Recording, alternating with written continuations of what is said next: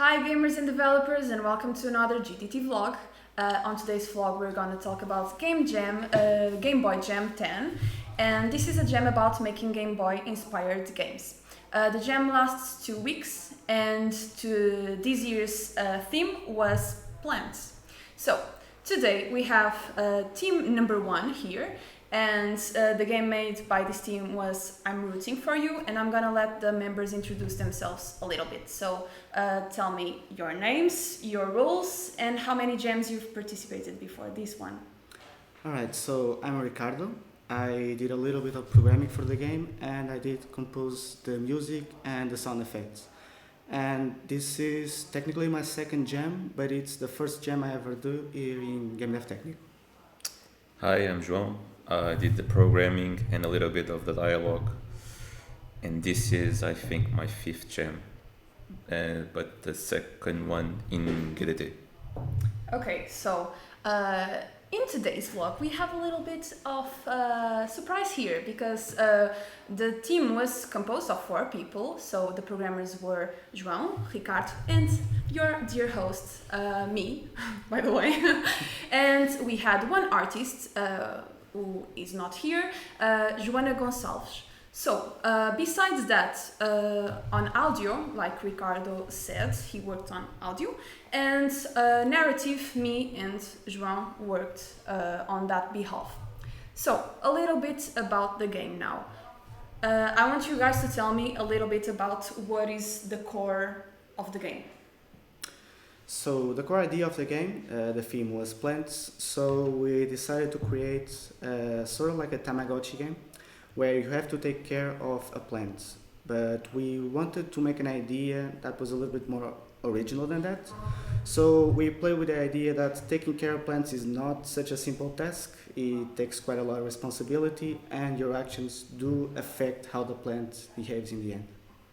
Okay, so how did the idea actually come up to mind? How did the idea originate? Because you had the theme plants, so we had the theme plants. How did you come from the theme to the idea? We had a small meeting before the jam started, and I told the rest of the team to play the rest of the games prior to that jam. So we had a little bit of an idea on what to do. And one thing we saw was that there was no Tamagotchi game. So we thought this would be a good idea to implement, because it would be by process of elimination original, no matter what. We just had to do a little bit more effort to get there, which was the narrative who really sealed the deal on the originality. Since I was part of the team, I can also give my opinion on this.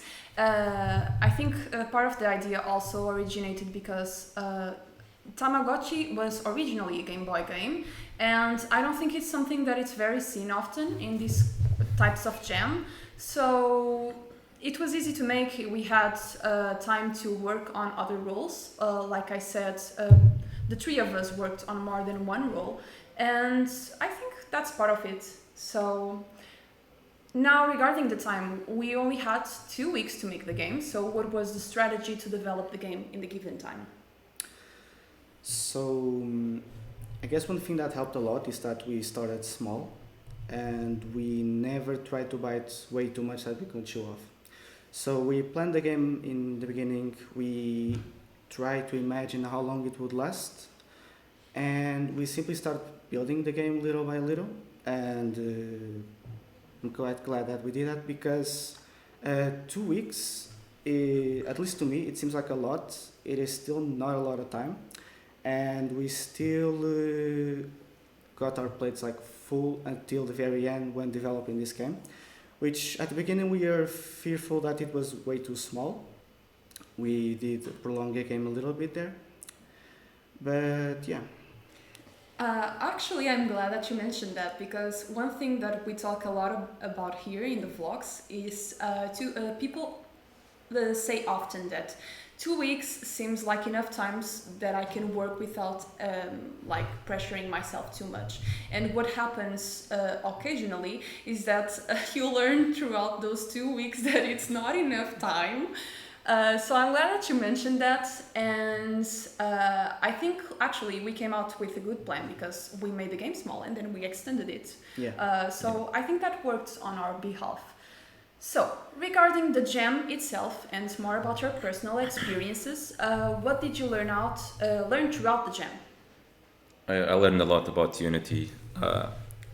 By this time, I wasn't really experienced with Unity, and so it was a really good opportunity to learn how to code in Unity and how to think of coding like in Unity, because it's really different of what I'm used to.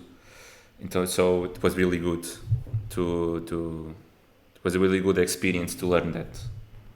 Yeah, I also learned a little bit of Unity. I already had some experience, but yes, it's that kind of thing you never had a full experience. So in this jam, I actually learned quite a bit about UI, used a lot of UI elements. So that was another field to learn. But in this jam, I actually learned, not exactly learning, but I did get a shot to try to compose the full music. So yeah, and it came out great. I can say so. Myself, awesome. I think the music is great. Go please play our game and listen to music, because for the first time I think it was amazing, and I could not do that. So, so knowing that, would you do anything differently? No, not really. It was a great experience, and I learned a lot. I wouldn't change anything. Yeah. I guess time schedule on my half. I mean, it's the second jam I participate, but it's actually the first jam I participate with people, essentially. So working as a team, I have to think better about scheduling stuff and my work. So I do feel that's the first thing I would do differently. I can say that for the few first jams, it's always hard to understand how to organize yourself and how to organize with the team, because it's not something that we're used to do. And like many people who have been in the vlogs before, I think what happens quite often is that we go to jams before coming to GDT, and we don't have this kind of team and this kind of people who can help us. And so we're not used to actually working as a team. So the first jams in GDT are always like that. We never know what to expect, and we always come out with, like you said, starting to think that I have to better organize and start thinking as a team. Okay, so did you feel that anything was missing in your team? I would say an artist, but just because Joana did a fantastic job with an art, and I feel very sorry for her that we chose a game very focused on art. So another artist would really help a lot to take the load off her, and she would be less stressed, and she could work more easily and without the pressure. My opinion is exactly the same. I feel like Joana did an amazing job, but I'm not sure if she was too stressed to have all the work ready for the jam. So definitely another artist to help, so she wouldn't be so overwhelmed. I can also give my opinion on the matter. I think definitely one more artist would have helped, but I think that also was part of our scheduling, but the idea designing of our team, because we did choose a pretty visual game, and we knew we had only one artist from the beginning, so that was kind of our fault between the team. Maybe one more artist could have taken a lot of load off her. But yeah, that was kind of, as always, remember to think about the theme you have. So, did you have, or do you feel like you had any worst moments during the jam? Not really. I had a lot of fun. Yeah, I wouldn't say any really bad moments. Okay. I thought you worked pretty well. It was That's great. That's great. I love hearing that there were no really bad moments during the jam. So, knowing that, best moments during the jam. Best moments. The brainstorming is pretty fun. Yeah, the brainstorming. Yeah. Probably the best part. Brainstorming, seeing all the ideas, mix and match together and get so many wild ideas. I love that. It was amazing. What about you also? The brainstorming, because the back and forth was really fun. I can also give my opinion, like I said. I'm gonna take the chance to also give my opinion on these things. For me, I think probably the best moments during the jam for me was actually seeing the game done. I love brainstorming, but I love even more actually having a game that's so polished. We had a really polished game, and that doesn't happen quite often on video game jams. So I loved seeing the game complete and having time to deliver it, and didn't feel like I was stressed to deliver the game in like only 10 seconds left we have to deliver. No, we delivered the game with like 1 day before the deadline. We submitted the game 3 hours before the deadline because they extended it. Oh, okay, yeah. But the game was done way before that. Yeah, the game was done, and we kept working on bugs. So yeah, we had the game done a long time before it was actually finished. So I have some personal questions for both of you, and you guys already talked a little bit about this, but regarding the music, Ricardo, what was it like making the music for the first time, mainly music for video game? Yeah, so music for video games is actually something that I didn't fully study, and I never studied actual music, more so music theory, but I always enjoyed exploring it. Mm-hmm. So I always enjoyed playing music, especially on the piano. And up to this point, I just used some tools and tried some little jingles here and there. I never actually done any official work on music. So I guess I saw an opening that this game requires music that feels like Game Boy. And I thought that could be an awesome challenge. Yeah. Because it's also much easier to make music that's like 8-bit, especially with the tool I ended up using, Mm-hmm. the Game Boy Studio. It literally is the music coming out of a Game Boy. Yeah. And I decided, why not? Let's try something. A lot of jam games don't have music. Yeah, music So- is always last. Yeah, so I thought, I mean, if we are okay with programmers and we have kind of some room to spare, maybe I'm gonna leave the programming more for you guys. Yeah.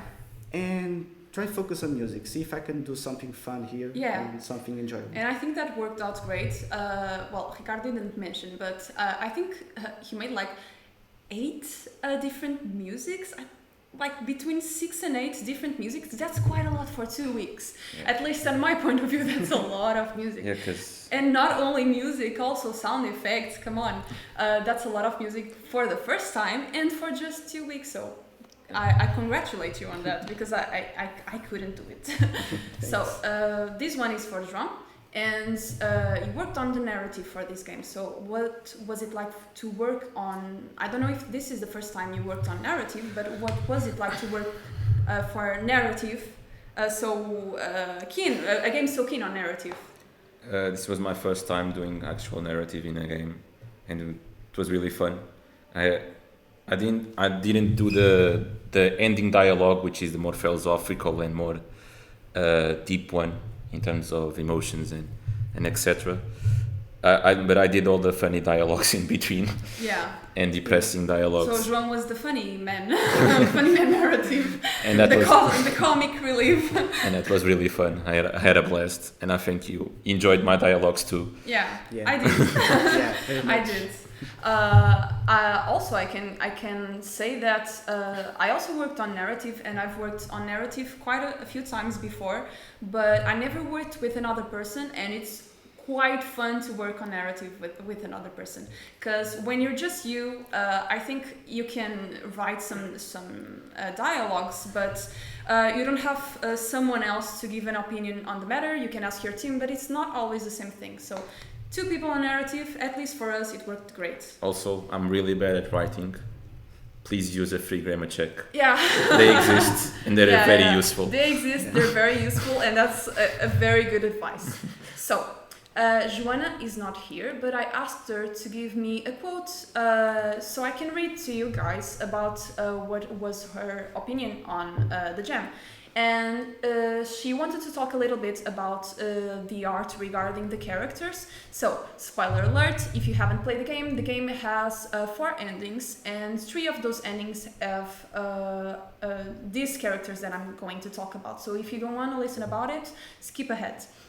So this is what Joana said.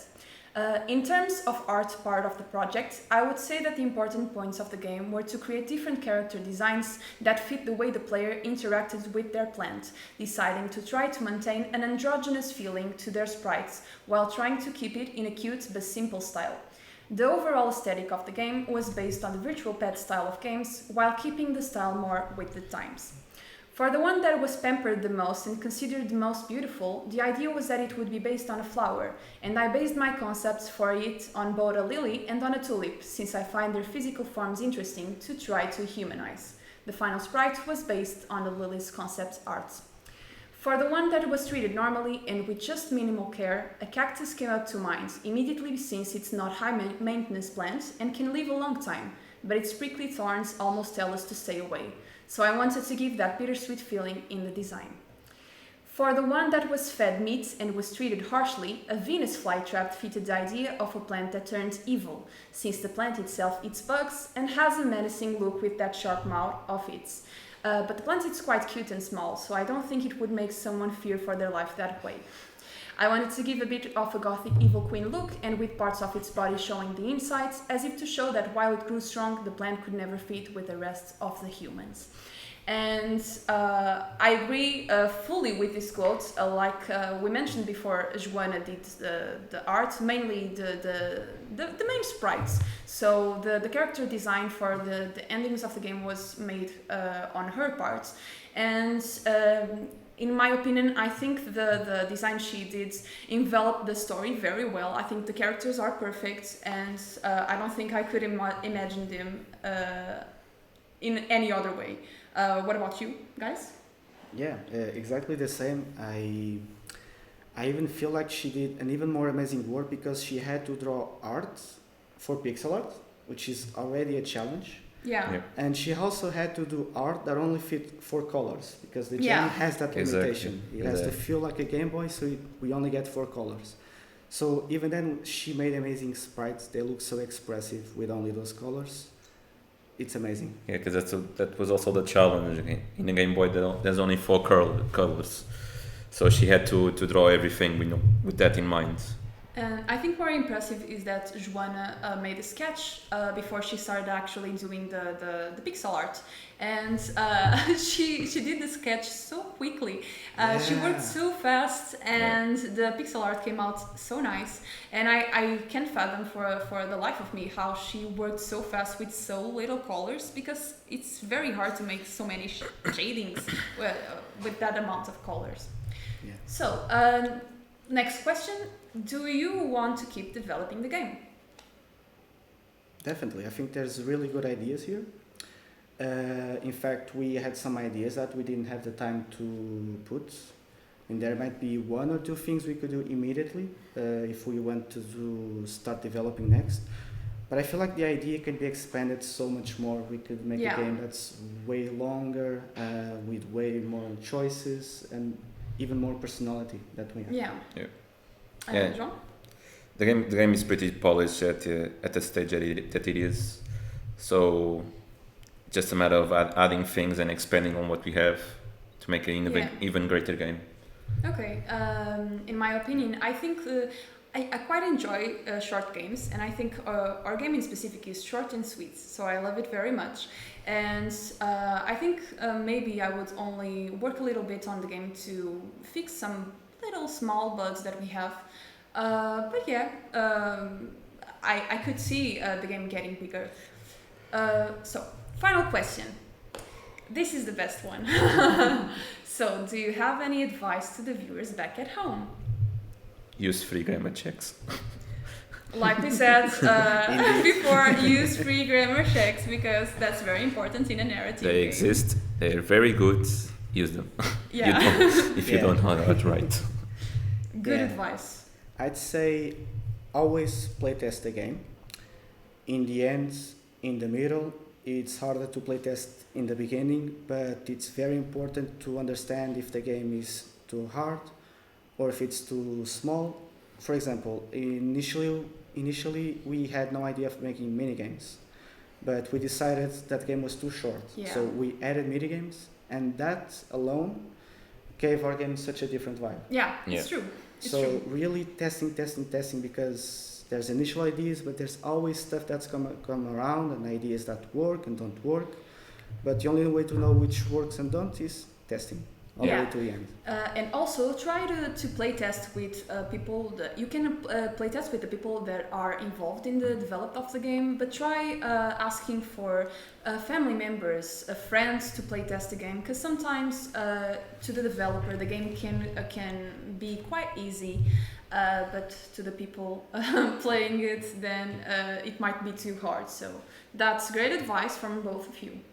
And I think that finishes the vlog for today, and thank you both for coming and for this lovely time. And remember, to the viewers back at home, to keep updated on GDT social networks. Please follow our YouTube and other stuff, and keep watching the vlogs, keep watching our monthly sessions, and stay tuned for our upcoming videos. And I think that's it. So see you next time. Bye. Bye.